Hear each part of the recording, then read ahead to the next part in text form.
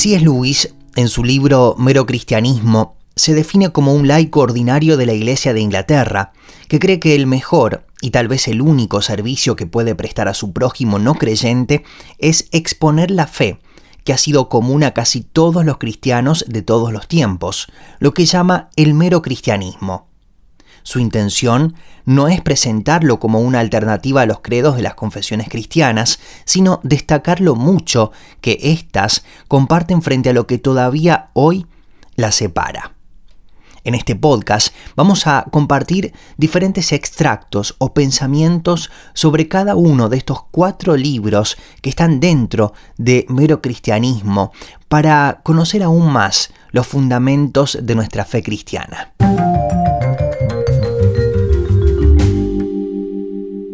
Mi nombre es Alexis Millares y en el libro número 1, en el capítulo número 1 del libro número 1, él comienza tratando acerca de la ley de la naturaleza humana, a la que él se refiere diciendo ley de naturaleza humana o ley natural, que es una ley que el hombre debe obedecer, tal como todo cuerpo obedece a la ley de la gravedad y los organismos a las leyes biológicas. Esta se diferencia de las nombradas previamente, ya que el hombre puede elegir si obedecerla o no. Esto se debe a que es una ley que únicamente el hombre tiene y no comparte con ningún otro ser. Si fuese una ley que comparte con otros seres, el hombre se vería obligado a obedecerla.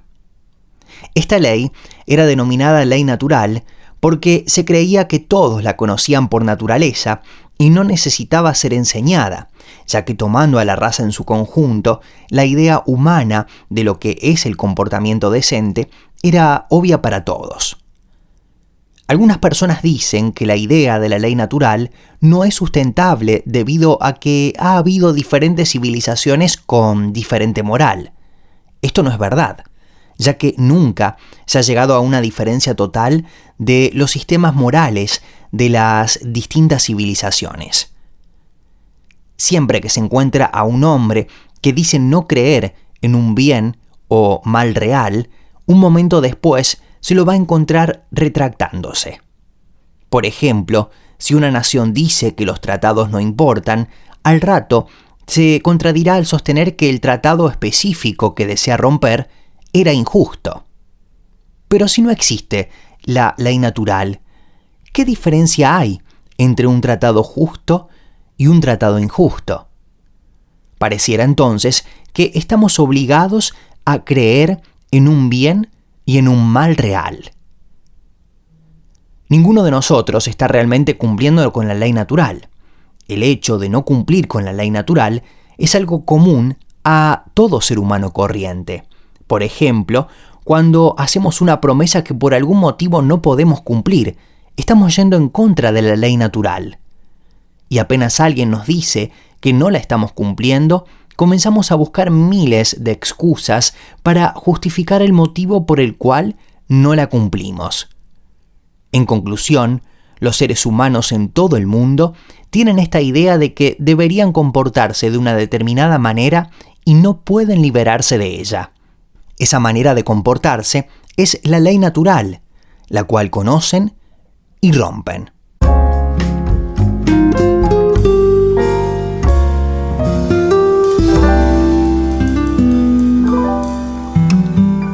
En el capítulo número 2, siguiendo con este tema, se refiere a algunas objeciones, diciendo que lo que llamamos ley moral no es simplemente nuestro instinto gregario que no se ha desarrollado igual que el resto de nuestros instintos.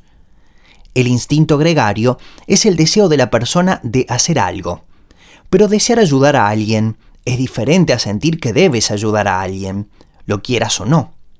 Suponiendo que escucha el grito de un hombre pidiendo socorro, probablemente vas a sentir 2 deseos. El deseo de ayudar, que es el instinto gregario, y el deseo de evitar el peligro, es decir, el instinto de conservación. Pero además, encontrarás una tercera cosa que te dice que debes ayudarlo y no huir. Eso es la ley moral. La ley moral no es ningún instinto en particular, ni ningún conjunto de instintos. Es algo que hace una melodía, a la cual llamamos bien o correcta, y lo hace dirigiendo los instintos. Lo que llamamos ley moral no es simplemente una convención social, algo impuesto en nosotros por educación. Hay cosas que aprendemos de nuestros padres, de nuestros maestros, de nuestros amigos, de libros, como aprendimos la regla del comportamiento decente. Pero algunas cosas que aprendimos son meras convenciones que podrían haber sido diferentes. Por ejemplo, el conducir de un lado del carril o del otro, y otras que son verdaderas y reales, como las matemáticas. El punto es, ¿a cuál de esas clases pertenece la ley de la naturaleza humana? Hay dos razones para considerar que esta ley pertenece al grupo de las matemáticas. Primero, porque las diferencias entre las ideas morales de una época o país y la de otros no son realmente muy grandes y se pueden reconocer la misma ley que las recorre a todas. Las meras convicciones, en cambio, pueden diferir en cualquier medida. La otra razón es cuando se consideran estas diferencias entre la moral de un pueblo y de otro. ¿Se piensa que la moral de un pueblo siempre es mejor o peor que otra? Algunos de los cambios han significado mejorías. Si no es así, entonces jamás podría haber progreso moral alguno. Si ningún conjunto de ideas morales fuera más verdadero o mejor que otro, no tendría sentido preferir la moral civilizada a la moral salvaje. Concluyendo, algunas de las diferencias entre las ideas de la gente sobre el comportamiento decente a menudo hacen sospechar que no existe una ley real de comportamiento de orden natural. Las cosas que nos vemos obligados a pensar acerca de estas diferencias en verdad prueban justamente lo contrario.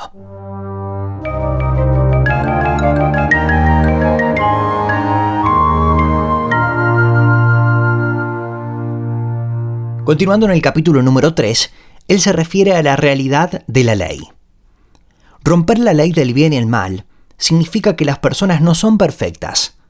Lo que estoy tratando de encontrar es la verdad, y desde ese punto de vista, la sola idea de algo que es imperfecto, que no es lo que debería ser, tiene ciertas consecuencias.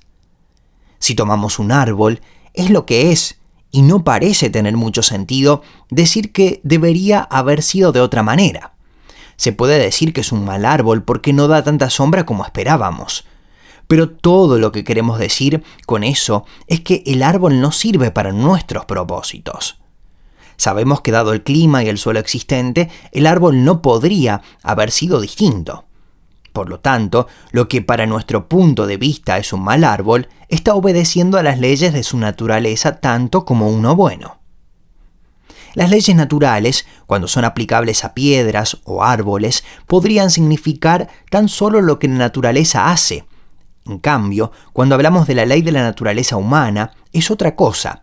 Esta nos dice lo que los seres humanos deberían hacer. El comportamiento decente en nosotros mismos no significa aquel que nos beneficia, sino que es aquel que beneficia a la raza humana en su conjunto y que en consecuencia no hay misterio en ella.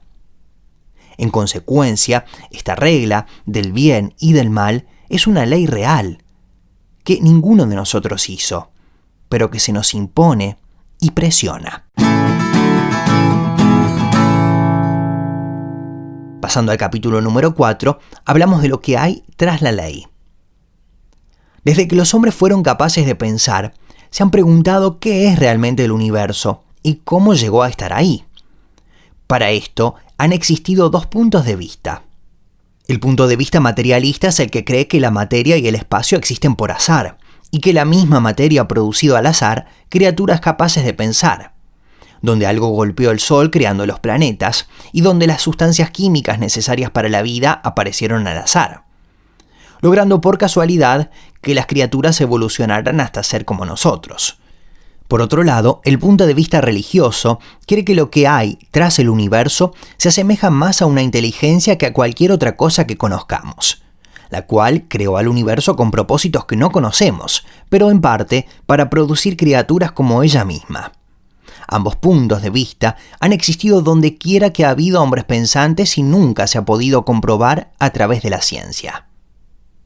En el caso del hombre, tenemos información desde adentro porque somos hombres, Por lo tanto, sabemos que los hombres se encuentran bajo una ley moral, ley que deben obedecer. Y cualquiera que nos estudiara desde afuera jamás tendría la menor evidencia acerca de que tenemos esta ley moral. Existe un algo que dirige el universo y que aparece en mí como una ley que me urge a hacer lo correcto y me hace sentir responsable e incómodo cuando hago lo incorrecto.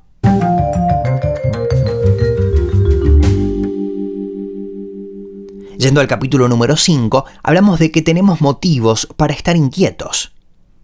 Porque todos queremos el progreso. Significa acercarse al lugar donde queremos estar. Si estamos en la ruta equivocada, progresar significa darse media vuelta y volver al camino correcto. Sabemos que alguien o algo está detrás de la ley moral, de quien tenemos dos partículas de evidencia acerca de su existencia.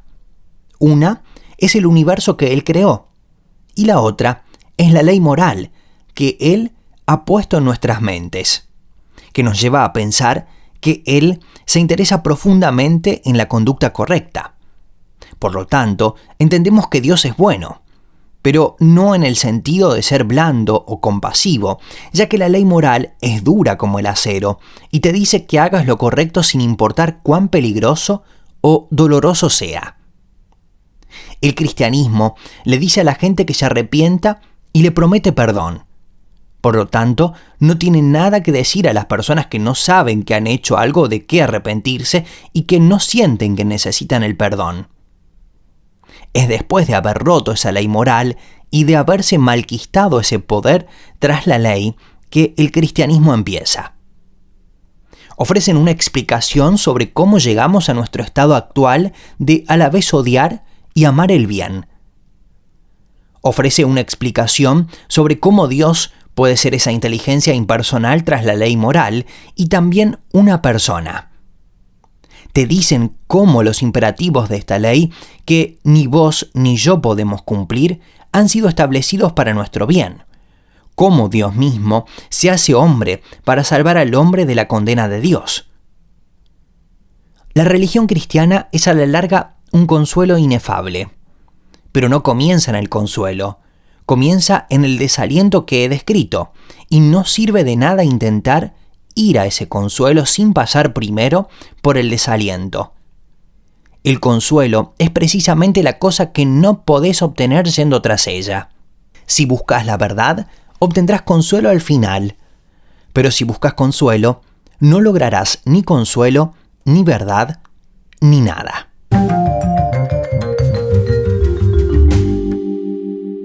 Pasamos ahora al libro segundo de Mero Cristianismo de C.S. Lewis, en el que se refiere a lo que creen los cristianos. Hablábamos anteriormente acerca de la ley natural que está presente en todos los seres humanos y que les obliga o les presiona, mejor dicho, a obrar de una manera y no de otra, lo que sería la ley moral.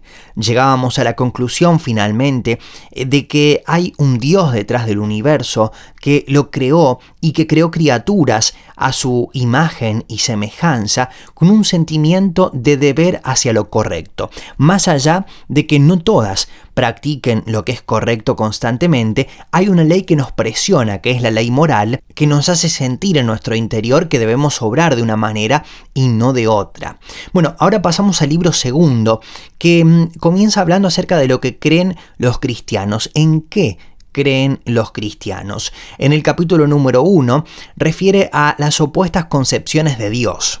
Al referirnos al cristianismo, debemos tener en cuenta que una de sus características es que no necesita creer que otras religiones están equivocadas, sino que todas contienen algún indicio de verdad.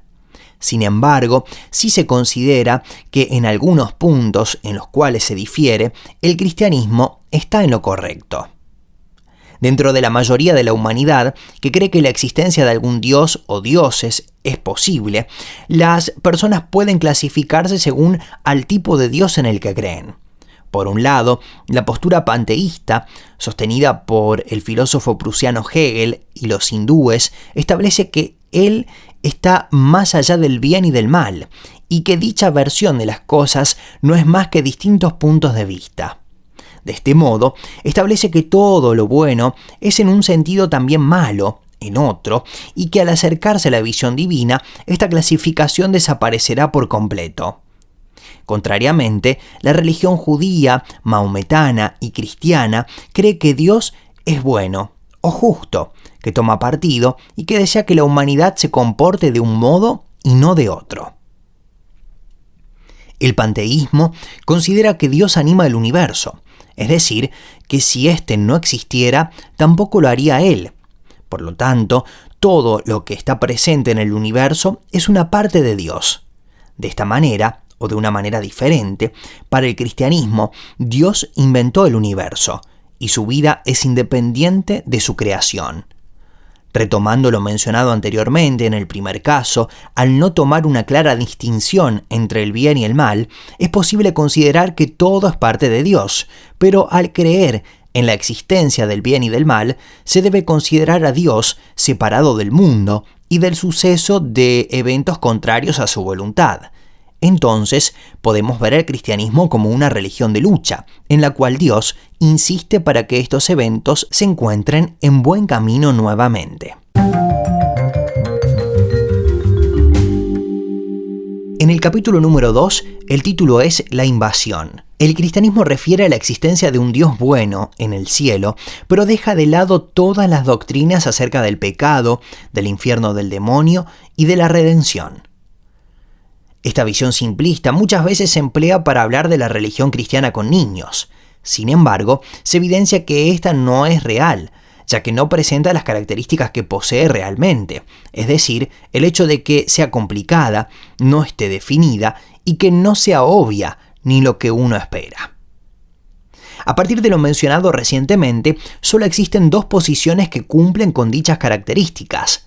En primer lugar, el cristianismo que cree que el mundo es bueno y que se ha degradado, pero conserva memoria de lo sucedido en el pasado. Por otro lado, el dualismo establece que hay dos poderes iguales e independientes, uno bueno y uno malo, y que el universo es el campo de batalla en el que llevan a cabo una guerra sin fin. Estos han existido por toda la eternidad.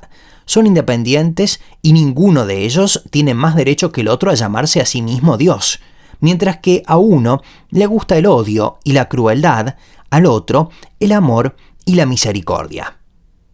Continuando con el análisis de la postura dualista, podemos decir que si bien el bien implica lo que debemos preferir más allá de nuestros deseos en un momento determinado, entonces uno de los poderes está verdaderamente errado y el otro está en lo correcto.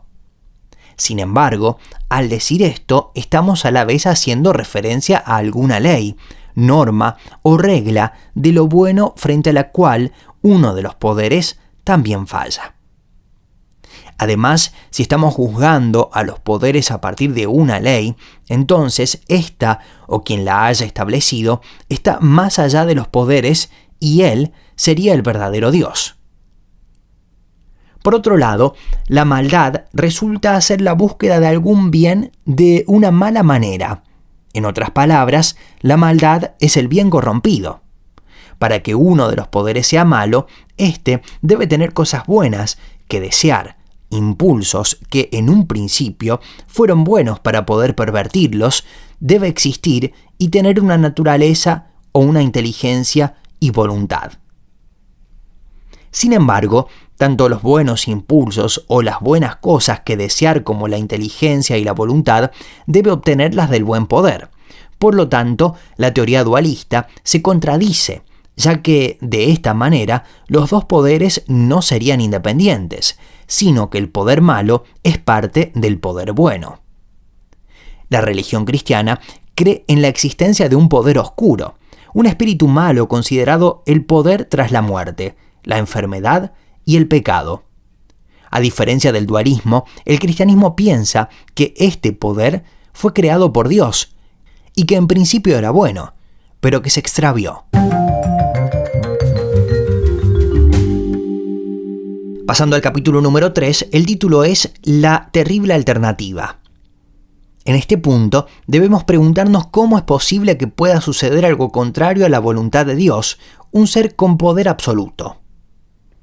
Él introdujo el libre albedrío en su creación, es decir, que creó criaturas con la libertad de actuar tanto bien como mal, más allá de su voluntad. Si bien esto es lo que hizo posible la presencia del mal en el mundo, es también lo que posibilita el amor, la bondad y alegrías dignas de tenerse. De este modo, Dios destina para su creación la felicidad de estar unidos a Él y entre sí, libres y voluntariamente.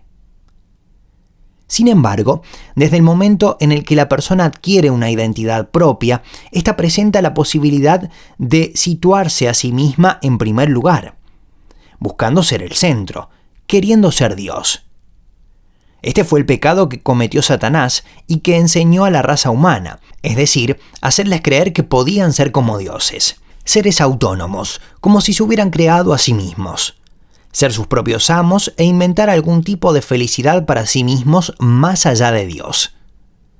Evidentemente, esta no ha sido posible, debido a que Dios diseñó al hombre para que funcionara con él. Por lo tanto, no puede darnos felicidad y paz aparte de él mismo. Dios nos dejó en primer lugar la conciencia, el sentido de lo correcto y lo incorrecto. Luego, aquellas historias divulgadas a través de las religiones paganas acerca de un Dios que da vida a los hombres. Por último, escogió un pueblo, el judío, y enseñó el tipo de Dios que era uno solo y que se importaba por nuestra buena conducta. Dentro de esos judíos apareció Jesús, un hombre que hablaba como si él fuera Dios, diciendo que perdonaría los pecados y que Dios vendría a juzgar al mundo al final de los tiempos. Para él, Dios es el ser fuera de este mundo que lo había hecho y que es infinitamente diferente a cualquier cosa. Durante su vida, Jesús les decía a las personas que sus pecados habían sido perdonados sin detenerse a preguntar por aquellos seres a los cuales sus pecados habían agravado, sino que él se comportaba como si fuera la persona ofendida por dichos pecados. Lo dicho anteriormente únicamente adquiere sentido si Jesús era realmente el Dios cuyas leyes son rotas y heridas al cometer un pecado.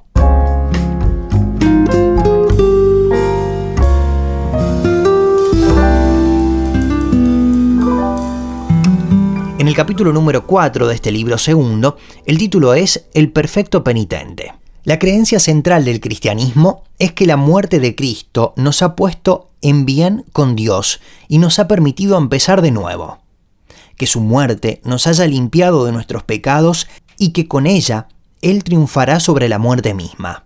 Las teorías acerca de cómo funciona la muerte de Cristo nunca serán completamente adecuadas a la realidad, ya que la muerte de Jesús es un punto en la historia en la cual algo inimaginable, proveniente de afuera, se hace visible en nuestro mundo. De este modo, si pudiésemos comprenderla en su totalidad, no sería lo que profesa ser, lo inconcebible, lo no creado, la cosa más allá de la naturaleza.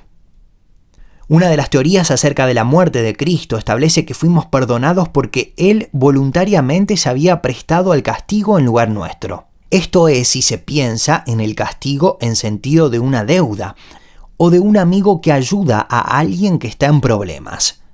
De este modo, Jesús perdona al hombre por haber tratado de hacerse autónomo y de comportarse como si se perteneciera a sí mismo.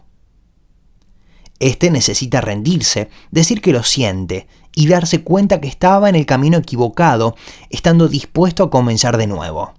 Dicho proceso de rendición es a lo que los cristianos llaman arrepentimiento.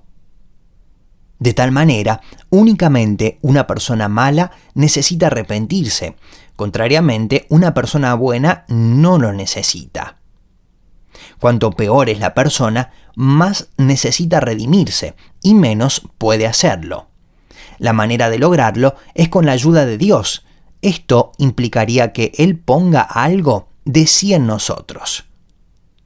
Por otro lado, en el caso de que Dios se hiciera hombre, podría sufrir y morir, y de esta manera ayudar al hombre a arrepentirse. De este modo, Jesús sometió su voluntad, sufrió y murió como un hombre, pero también lo hizo de manera perfecta como Dios. La raza humana solo podría morir de dicha manera en el caso de que compartiera la muerte de Dios. Cristo paga nuestra deuda con su muerte y sufre por nosotros lo que Él mismo no necesitaba sufrir.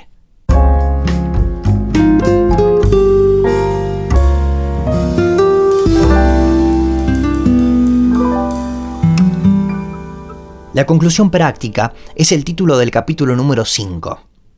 El cristianismo considera que si logramos compartir la humildad y el sufrimiento de Cristo, a su vez compartiremos su conquista de la muerte, encontrando una nueva vida, después de morir, en la cual seremos criaturas perfectas y plenamente felices. Esto es visto como un paso más allá del hombre, como evolución, ya que en Jesús aparece un nuevo tipo de hombre y un nuevo tipo de vida que va a ser colocada en nosotros. Cristo enseñó a sus seguidores que los 3 factores que propagan su vida, la nueva vida del hombre, son el bautismo, la fe y la santa comunión. Aun habiendo cumplido con estas 3 cosas, un cristiano puede perder la vida de Jesús que ha sido puesta en él, por lo que debe esforzarse para mantenerla. Un cristiano no es un hombre que nunca hace mal, sino una persona capaz de arrepentirse, levantarse y comenzar de nuevo, porque la vida de Cristo está dentro de él. Otras personas creen que si son buenas van a agradarle a Dios, esperando que los ame porque son buenos. En cambio, el cristiano piensa que todo el bien que hay en él y que hace proviene de la vida de Cristo, presente en su interior, y cree que Dios los hará buenas personas porque los ama. De este modo, los cristianos al decir que Cristo está en ellos, no se refieren únicamente a que piensan en Él y lo imitan, sino también a que Cristo opera a través de ellos. Esto explica por qué la nueva vida no se propaga solamente a partir de actos mentales, es decir, la fe, sino que a su vez lo hace por actos corporales, como el bautismo y la Eucaristía. Por último, los cristianos creen que Dios va a llegar en todo su poderío, pero que nos está dando la posibilidad de ponernos de su lado, libremente, como parte de nuestro libre albedrío. Llegará un momento en el que Dios invadirá, y esto significará el fin del mundo debido a que Él se presentará sin disfraz, lo cual sería tan abrumador que provocará amor u horror en toda criatura. Será aquel el momento en el que descubramos qué lado hemos elegido.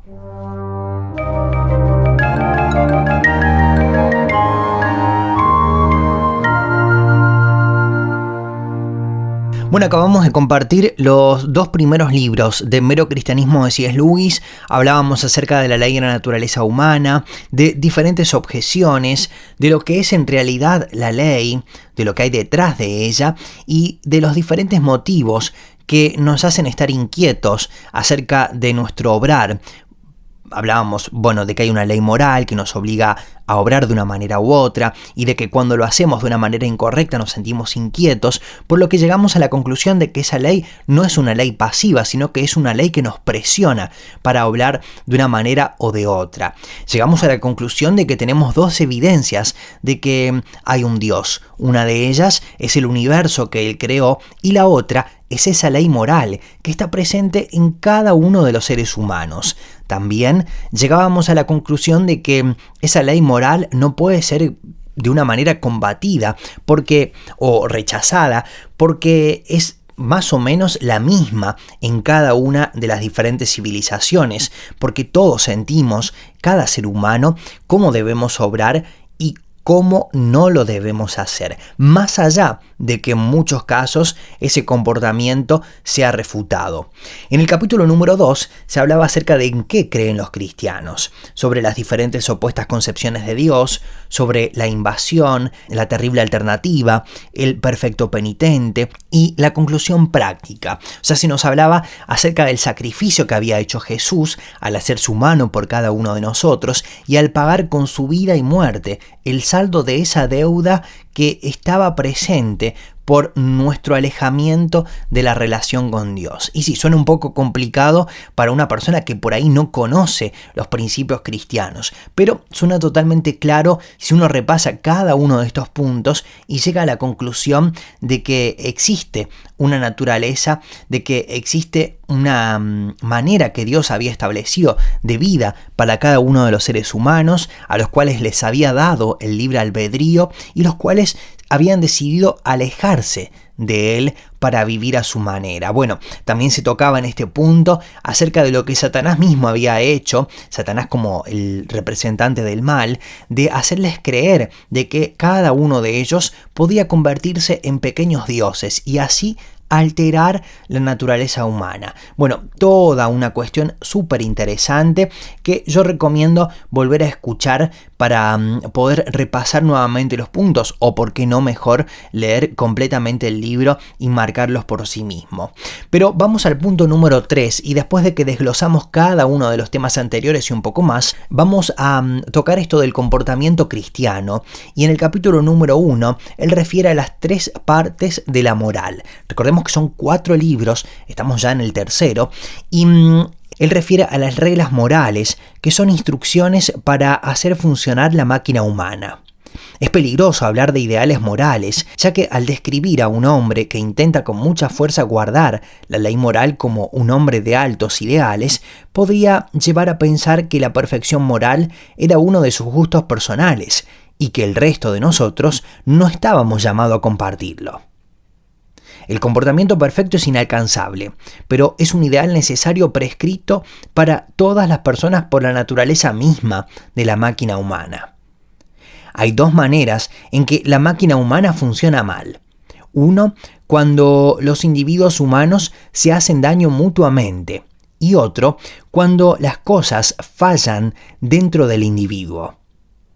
Sin embargo, no se puede tener ninguna de estas cosas sin la otra, ya que si se hacen daño, no podrían mantenerse bien por dentro, y si fallan por dentro, no podrán evitar el hacerse daño. La moral está relacionada con 3 cosas. Primero, con el juego limpio y la moral. Luego, con establecer un orden o armonizar las cosas del interior de cada individuo. Y por último, con el objetivo general de la vida humana, como un todo, aquello para lo cual fue hecho el hombre.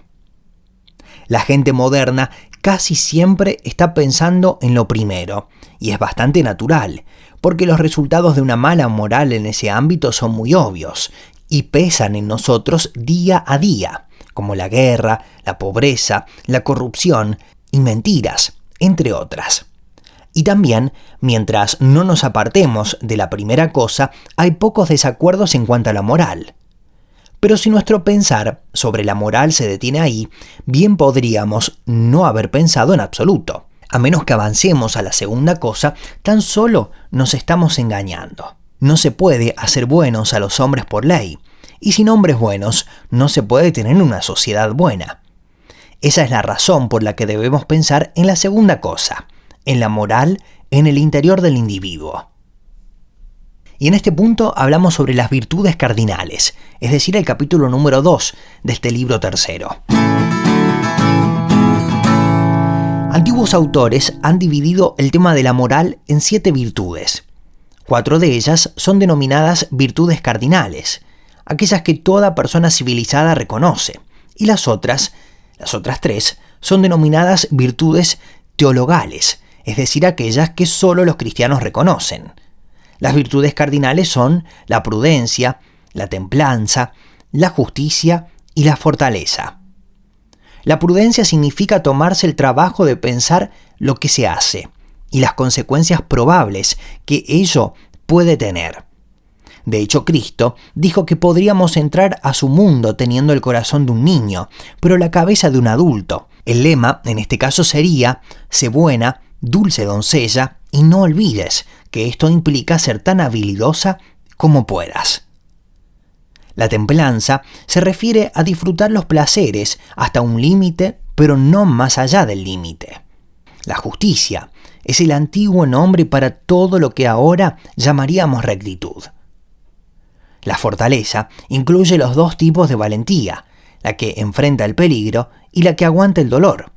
No se puede practicar ninguna de las otras virtudes sin recurrir a esta.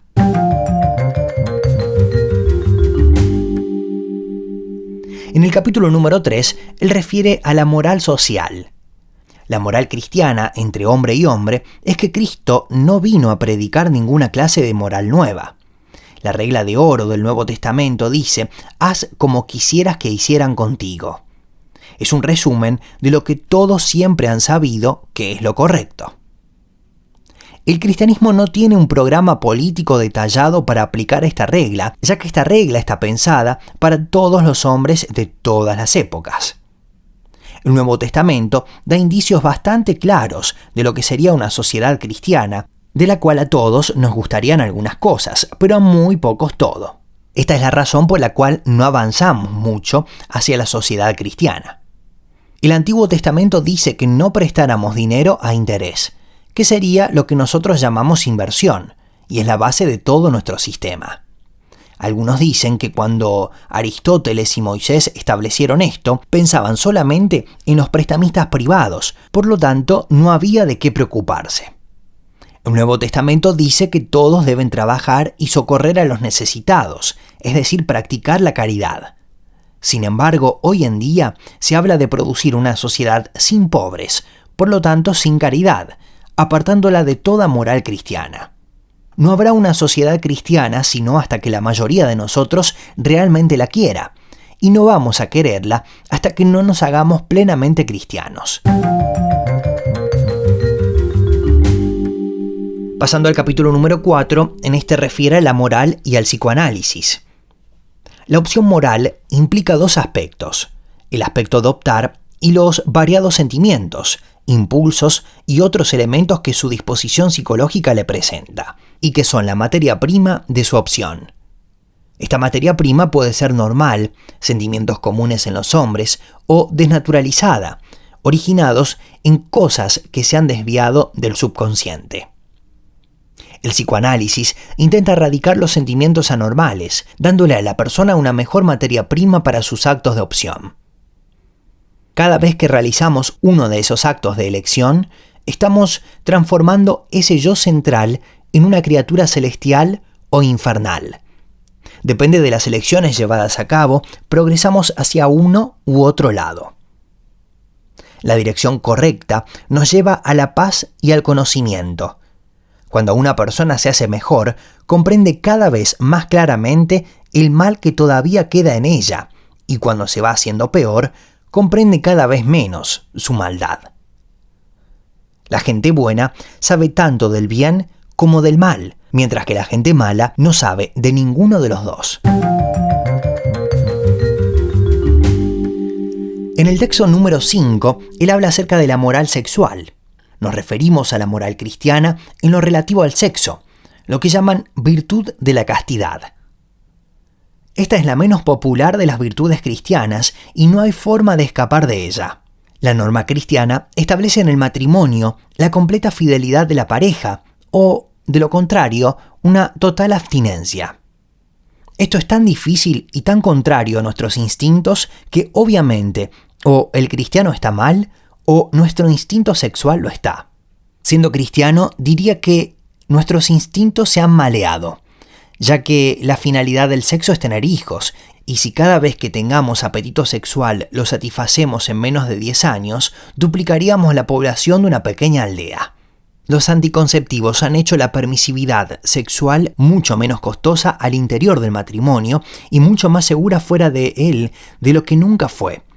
Y la opinión pública es menos hostil a las uniones ilícitas e incluso a la perversión de lo que ha sido desde los tiempos paganos. El apetito sexual, como nuestros otros instintos, aumenta cuando nos abrimos a él o cuando no somos capaces de acceder. El cristianismo es casi la única religión de las grandes religiones que aprueban completamente el cuerpo, que creen que la materia es buena, que Dios mismo una vez se encarnó en un cuerpo humano, que se nos va a dar alguna clase de cuerpo incluso en el cielo, y que ese cuerpo va a ser una parte esencial de nuestra felicidad, belleza y buena energía. El cristianismo ha glorificado el matrimonio más que ninguna otra religión. El sexo tiene todo de qué avergonzarse, ya que no hay de qué avergonzarse por gozar de la comida, pero sí lo hay si hago de la comida mi principal interés en la vida. Hay 3 motivos por los cuales es difícil mantener una completa castidad. 1. Debido a nuestra naturaleza desviada, los demonios que nos tientan y toda la propaganda contemporánea dirigida a la lujuria se combinan para hacernos sentir que los deseos a los cuales estamos resistiendo son naturales. 2. Debido a que algunas personas se ven frenadas de intentar en serio la castidad porque la ven imposible. 3. Debido a que la gente entiende mal lo que la psicología enseña acerca de las represiones, queriendo decir, por ejemplo, un deseo o pensamiento reprimido es uno que ha sido arrojado al subconsciente y ahora puede hacerse presente en la mente solo en una forma disfrazada e irreconocible. Para el paciente, la sexualidad reprimida no parece ser para nada sexualidad. Si alguien piensa que los cristianos miran la falta de castidad como el vicio supremo, está completamente equivocado. Los pecados de la carne son malos, pero son los menos malos de todos los pecados. En el capítulo número 6, él refiere al matrimonio cristiano. La idea cristiana del matrimonio se basa en las palabras de Cristo, de que un hombre y su esposa deben ser considerados como un solo organismo, porque eso es lo que las palabras una sola carne serían en lenguaje moderno. La relación sexual fuera del matrimonio es que aquellos que se entregan a ella están tratando de aislar un tipo de unión, la sexual, de todas las otras clases de unión destinadas a darse junto a ella y construir la unión total. El cristianismo enseña que el matrimonio es para toda la vida, y todo aquel que se ha casado por iglesia ha realizado la promesa solemne y pública de seguir con su pareja hasta que la muerte los separe.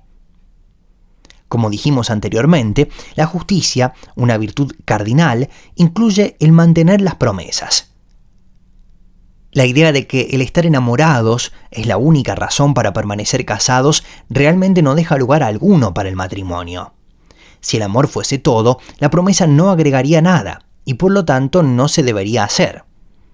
El sentimiento de estar enamorado no suele durar. Pero dejar de estar enamorado no implica dejar de amar. El amor no es meramente un sentimiento, es una profunda unidad, mantenida por la voluntad y deliberadamente reforzada por el hábito y la gracia que ambos cónyuges piden y reciben de Dios. Pasando al capítulo número 7, hablamos acerca del perdón, y en este, él menciona los siguientes puntos. En la oración Padre Nuestro podemos encontrar la frase: perdona nuestras ofensas como también nosotros perdonamos a los que nos ofenden. Aquí queda perfectamente claro que si no perdonamos, no seremos perdonados. Mi amor a mí mismo me hace pensar que soy agradable, pero creerme agradable no es la razón de que me ame. Así es que amar a mis enemigos aparentemente tampoco significaba creerlos agradables. Un buen número de personas imagina que el perdonar a nuestros enemigos significa darse cuenta de que no son tan malas personas, cuando evidentemente sí lo son. Debo odiar las malas acciones del hombre, es decir, el pecado, pero no al hombre malo, es decir, al pecador. El hecho de amar a mi enemigo no significa que no deba castigarlo, ya que al amarme a mí mismo no significa que no deba someterme a castigo, incluso a la muerte. Dios quiere que amemos a todos los seres individuales, como nos amamos a nosotros mismos, y de la misma manera que Él nos ama a nosotros por el solo hecho de existir. Él nos ama porque somos esas cosas llamadas individuos. Y así pasamos al capítulo número 8, titulado El Gran Pecado. El vicio del que estoy hablando es el de la soberbia u orgullo, y la virtud que opuesta a ese vicio en la moral cristiana es llamada humildad. Fue a través de la soberbia que el demonio llegó a ser demonio. La soberbia lleva a todos los demás vicios. Es el más completo estado de mente anti Dios. El orgullo es esencialmente competitivo por naturaleza, mientras que los demás vicios son competitivos por accidente. Es la comparación lo que hace orgulloso a alguien, es el placer de estar por sobre los demás. Mientras se es soberbio, no se puede conocer a Dios, ya que el hombre soberbio está mirando hacia abajo a las personas y cosas. Por lo tanto, mientras uno mira hacia abajo, no puede ver lo que está por sobre uno.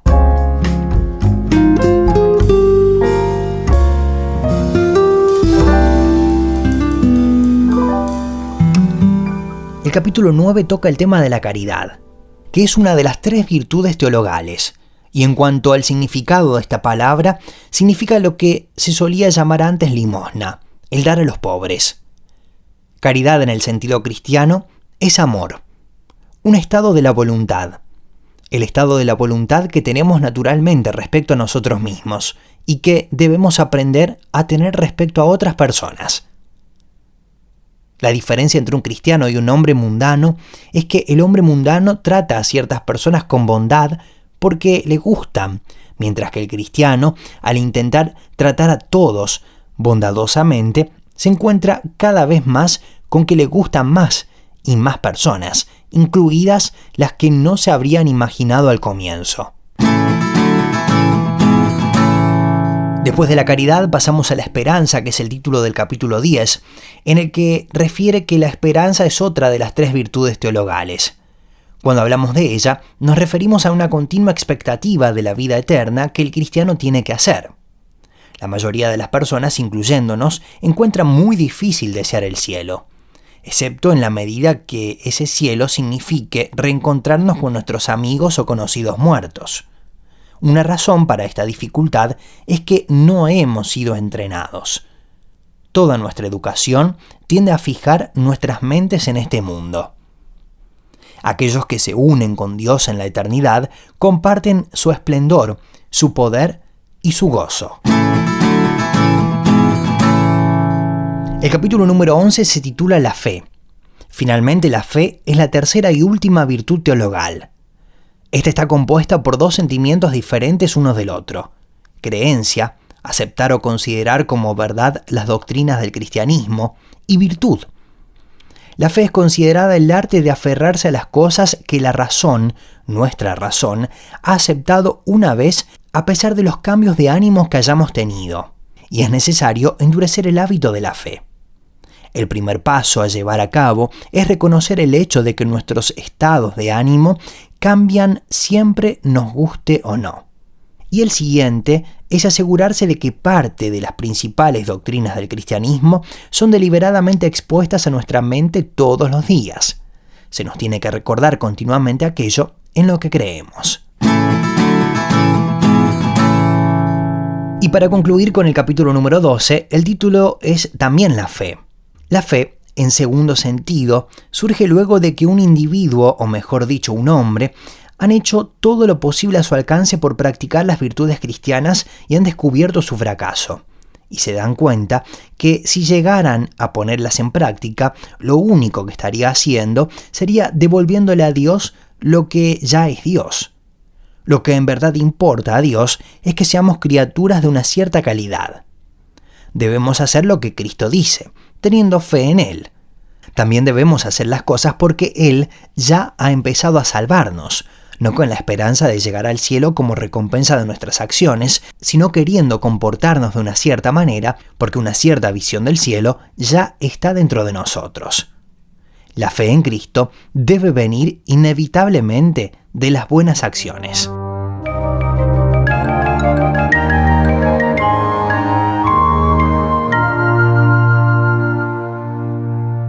Y ya llegamos al libro número 4, Más allá de la personalidad o primeros pasos en la doctrina de la Trinidad, es el título.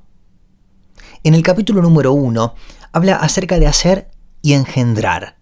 Teología significa la ciencia de Dios, y creo que cualquier persona que desee pensar en Dios querrá tener las más claras y exactas ideas disponibles acerca de Él. La teología es como un mapa. El simple aprender y pensar en las doctrinas cristianas, si uno se detiene allí, es menos real y menos emocionante que cualquier otra experiencia. Las doctrinas no son Dios, son tan solo una especie de mapa. Pero ese mapa está basado en la experiencia de cientos de personas que realmente estaban en contacto con Dios. Y si queremos llegar más lejos, tenemos que usar ese mapa. En otras palabras, la teología es práctica. Engendrar es ser el padre de algo de tu misma especie. Esto se diferencia de crear o hacer porque al hacer hacemos algo diferente a nosotros mismos. Por lo tanto, lo que Dios engendra es Dios, pero no lo que crea. Es por eso que los hombres no somos hijos de Dios en el mismo sentido que Cristo lo es. Pueden ser como Dios en ciertos aspectos, pero no son cosas de la misma especie. Son más como estatuas o retratos pintados de Dios. La vida biológica es lo que nos viene por naturaleza y que siempre tiende a agotarse y decaer. Eso es el bios. Mientras que la vida espiritual, que está en Dios desde toda la eternidad y que hizo todo el universo natural, es Zoe. En el capítulo número 2, él titula El Dios tripersonal. En el nivel humano, el cual es considerado un nivel bastante vacío, una persona es un ser y dos personas son distintos, dos seres separados. En el caso del nivel divino, seguimos encontrando personalidades con la diferencia que las encontramos combinadas en nuevas maneras que quien no haya vivido ese nivel puede imaginar. En la dimensión de Dios podemos encontrar a tres personas que conforman a un solo ser, es decir, un ser tripersonal. Si un cristiano sabe que lo que le está instando a orar también es Dios, Dios es también dentro de él. Dios es aquello a lo cual él está orando, la meta que está intentando alcanzar. Dios es también lo que dentro de él la empuja, la fuerza de motivación. Dios también es el camino hacia la meta. El hombre está siendo captado por la clase de vida más alta, lo que es el Zoe. Está siendo atraído hacia Dios, por Dios, mientras que él sigue siendo el mismo. Y así es como empezó la teología. Cuando se trata de conocer a Dios, la iniciativa está de su lado. Si Él no se revela, no vas a poder encontrarlo nunca.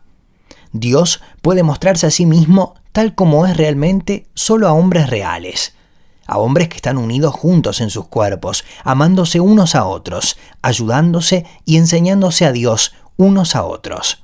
Para aprender acerca de Dios, el único instrumento que se puede utilizar es toda la comunidad cristiana. En el capítulo número 3, el título es Tiempo y más allá del tiempo. Dios no está en el tiempo. Su vida no consiste en momentos que se siguen unos a otros. Si 1 millón de personas le están rezando a las 10:30 de la noche, Él no necesita escucharlas en esos 10 minutos, ya que para Él son siempre el presente. Él tiene toda la eternidad para escuchar esa fracción de segundos de oraciones que le hacen. La naturaleza humana y la experiencia humana de debilidad y sueño e ignorancia están de alguna manera incluidas en la totalidad de la vida divina de Dios. Todos creen en Dios. Creen que Él sabe lo que ustedes y yo vamos a hacer mañana. Pero si Dios previera nuestros actos, sería muy difícil comprender cómo podríamos ser libres para no hacerlos. En este caso, lo que llamamos mañana es visible para Él dentro del mismo modo en que lo que llamamos presente. Todos los días son el ahora para Él. El capítulo número 4 tiene como título Buena infección. Dios es un ser que contiene 3 personas y permanece como un solo ser. La primera persona es llamada el Padre y la segunda el Hijo, que decimos que fue engendrado por la primera. Los cristianos creen que la actividad viviente y dinámica del amor ha tenido lugar en Dios por siempre y ha creado todas las demás cosas, siendo esta la diferencia más importante entre el cristianismo y el resto de las religiones. La tercera persona que compone a Dios se llama Espíritu Santo, el Espíritu de Dios que siempre está actuando a través nuestro y desde adentro. Este espíritu de amor es desde la eternidad un amor que se da entre el Padre y el Hijo. Cada uno de nosotros tiene que entrar en el padrón de la conducta de la tripersona, tomar un puesto en esa danza. En nuestro estado natural no somos hijos de Dios porque Él nos creó no nos engendró. No poseemos vida zoe, sino bios, que a su tiempo se agotará y morirá. Si compartimos la vida con Cristo, compartiremos una vida engendrada que siempre ha existido y que siempre existirá. Si compartimos esa vida, seremos hijos de Dios. Amaremos al Padre como Él ama, y el Espíritu Santo se despertará en nosotros. Él vino a este mundo y se hizo hombre para difundir a otros hombres la clase de vida que Él tiene, a través de lo que se llama buena infección. Cada cristiano debe convertirse en un pequeño Cristo.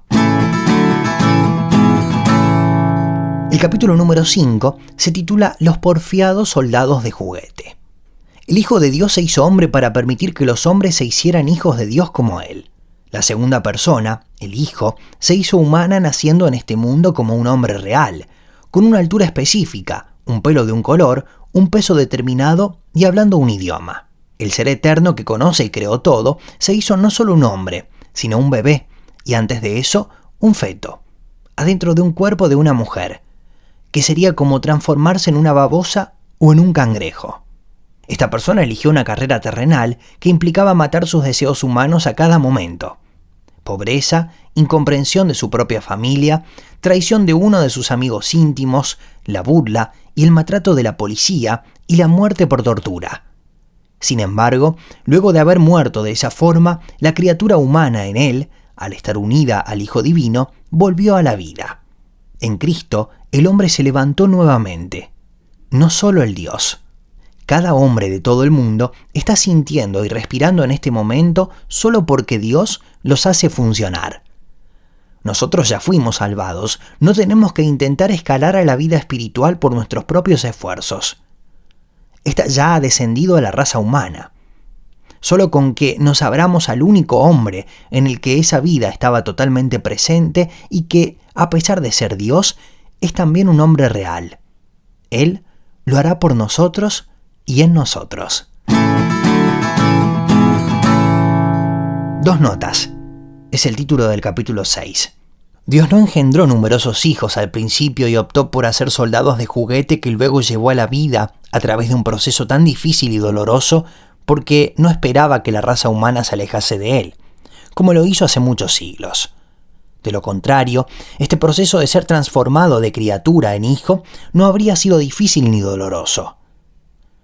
La raza humana pudo hacer esto debido a que Él nos dio el libre albedrío, con el fin de que podamos amar y conocer la felicidad infinita.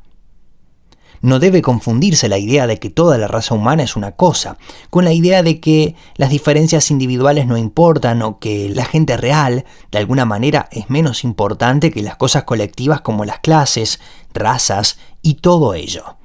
El cristianismo piensa en los individuos humanos no como en meros miembros de un cuerpo o componentes de una lista, sino como en órganos de un cuerpo, diferentes unos de otros y cada uno de ellos contribuyendo con lo que ningún otro podría. El capítulo número 7 se titula Hagamos como si... puntos suspensivos. Nosotros no somos hijos de Dios, cuya voluntad e intereses son los mismos que los del Padre. Somos un manojo de miedos, esperanzas, avaricia, celos y vanidad egoístas, destinados a la muerte. Estamos disfrazados de Cristo porque Él nos ordenó que así sea. El Cristo en persona, Hijo de Dios, que es hombre y Dios, están realmente de nuestro lado y están ya desde ese momento ayudándonos a transformar nuestro fingimiento en realidad. Cristo no actúa en nosotros solamente a través de lo que llamamos vida religiosa, sino que lo hace de muchas maneras. Actúa a través de la naturaleza, de nuestros cuerpos, de los libros, a veces a través de las experiencias que parecen anticristianas. Cuando nos transformamos en un nuevo pequeño Cristo, en un ser que, a su humilde manera, tiene la misma vida que Dios, que comparte su poder, gozo, conocimiento y eternidad, descubrimos dos cosas más. Nos empezamos a dar cuenta de nuestro estado de pecado y de que Dios es quien hace todo y nosotros permitimos que Él lo haga. La pregunta que se hace con el título en el capítulo número 8 es si es difícil o fácil el cristianismo. El camino cristiano es duro y fácil. Cristo nos dice, denme todo, no quiero tanto de su tiempo, y tanto de su dinero, y tanto de su trabajo. Los quiero a ustedes.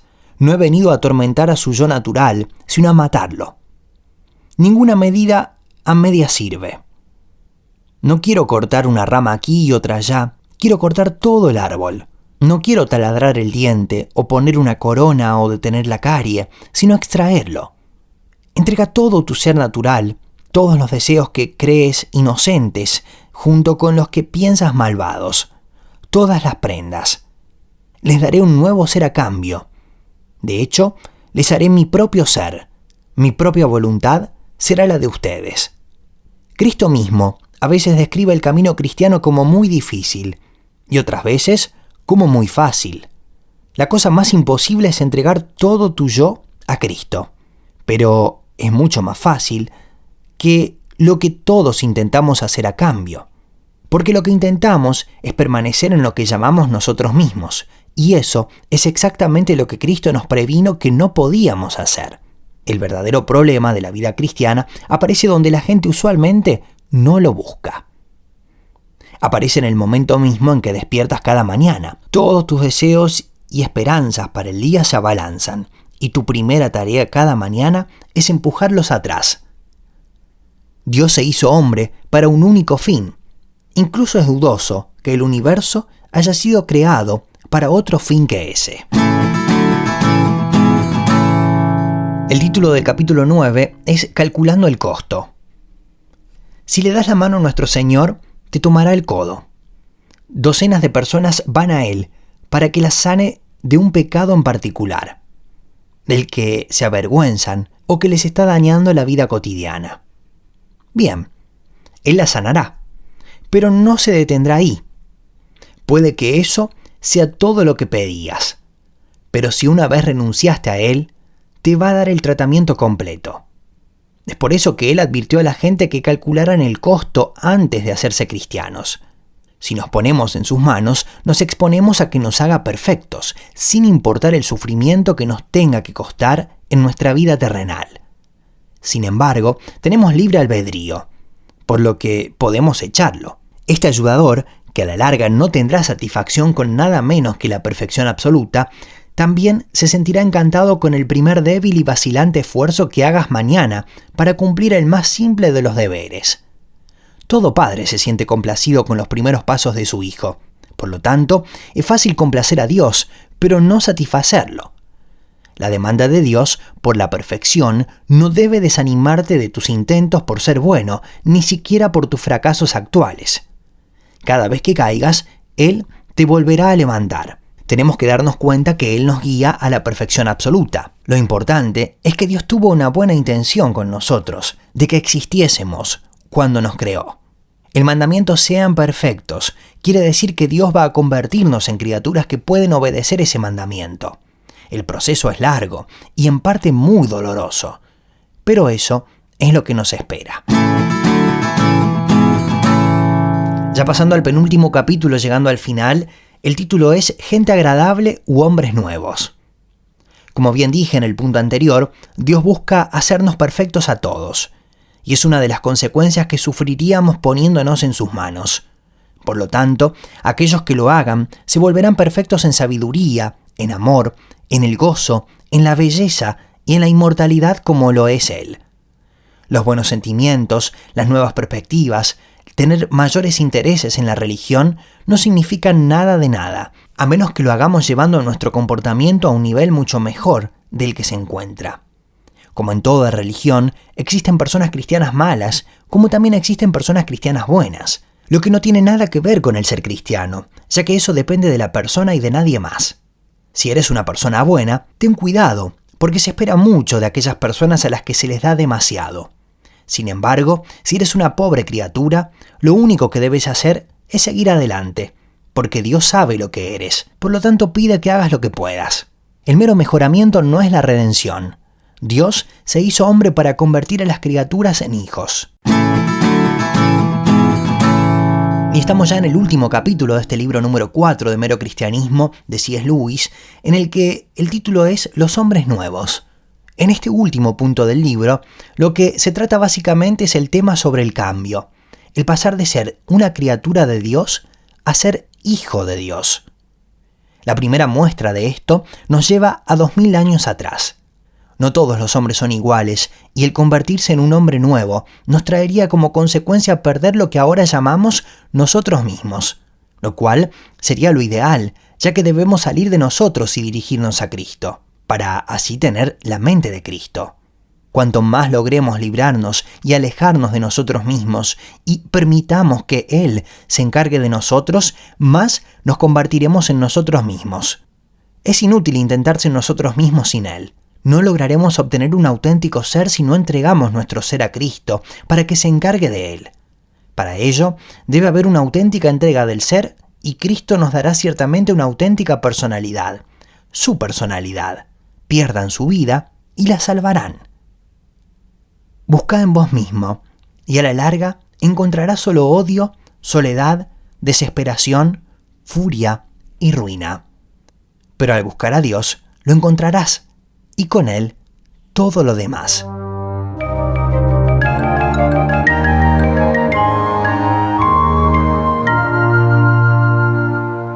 Y así llegamos al final de este resumen o de este comentario acerca de los 4 libros que están dentro de Mero Cristianismo de C.S. Lewis. Diferentes herramientas y fundamentos acerca de la fe cristiana.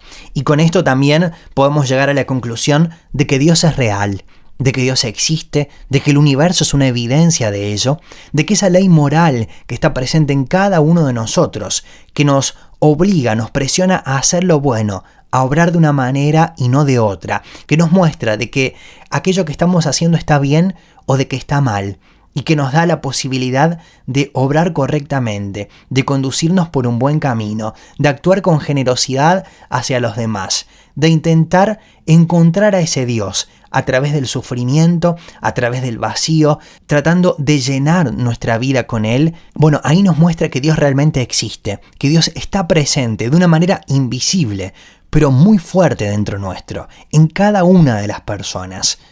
Ahora, por supuesto, el libre albedrío, la posibilidad de elegir estar con Él o no estarlo. Y también podemos hablar del pecado, aquello que nos aleja de Dios. El obrar de una manera completamente diferente a la que Dios establece, dejando primordial el egoísmo, la satisfacción de nuestro ser y tantas otras cuestiones que solamente nos alejan de Dios. Pero también la posibilidad de rendir nuestra vida a Dios, de comenzar un tiempo nuevo, de reconocer el sacrificio de Cristo en la cruz del Calvario, en la que murió por el perdón de nuestros pecados, y la posibilidad de ser hijos de Dios. En las últimas partes él hablaba acerca del ser engendrados y nos decía que no somos engendrados, que somos como estatuas, que somos como pinturas de Dios, que somos como obras hechas por el Padre, pero que a través del Hijo, a través de Jesús y de su sacrificio en la cruz, podemos acceder a ser hechos hijos de Dios y obtener todo el ADN del Padre y obtener los mismos beneficios y comenzar a buscar de Él y a la larga encontrarnos a nosotros mismos. Toda una nueva vida, toda una nueva concepción, un poco diferente, quizá para alguien que no conozca, un poco también rara para lo que estamos habituados. Probar con Jesús no te va a hacer perder nada. Probar con Jesús te va a hacer ganar todo. Te va a hacer ganar la vida eterna. Te va a hacer ganar una nueva vida en la tierra. Te va a hacer ganar también una relación con Dios. Te va a ayudar además a encontrarte con vos mismo. Probá con Jesús. Probá con ese mero cristianismo que te estuve proponiendo en este programa. Comenzá un tiempo nuevo en Dios. Reconocelo porque es real. Está presente en el aire que respiramos, está presente en el universo que tenemos, está presente en cada amanecer, está presente en esa conciencia que tenés dentro tuyo que te hace actuar de una manera o de otra. Está presente en este momento a través de estas palabras, tratando de llamar tu atención, para que a través de una oración, hablando con tus palabras en tu intimidad, lo invites a vivir contigo y comenzar un tiempo nuevo, viviendo con Cristo. Mi nombre es Alexis Millares, muchas gracias. Este fue un comentario acerca de Mero Cristianismo de C.S. Lewis.